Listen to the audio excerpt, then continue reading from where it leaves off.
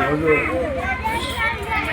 8th ward ప్రచారంలో భాగంగా Vemula Naresh Padma Congress party అభ్యర్థిగా మెట్పల్లి 8th వార్డు నుంచి పోటీ చేస్తూ ఉన్నారు. చాలామంది మహిళలు ఈరోజు బీఫామ్ ఇచ్చిన తర్వాత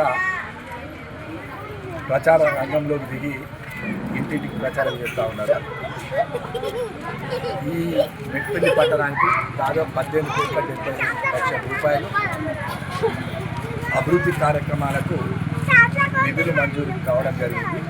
మొన్న మా జిల్లా మంత్రి వర్యులు అడ్డూరు లక్ష్మణ్ కుమార్ ద్వారా శంకుస్థాపన కూడా చేయడం జరిగింది. 8th వార్డు కూడా దాదాపు 1 కోటి పైచిలకు ఈ వార్డు కూడా అభివృద్ధి కార్యక్రమంలో భాగంగా ఈ వార్డు కూడా కొంత నిధులు కేటాయించడం జరిగింది.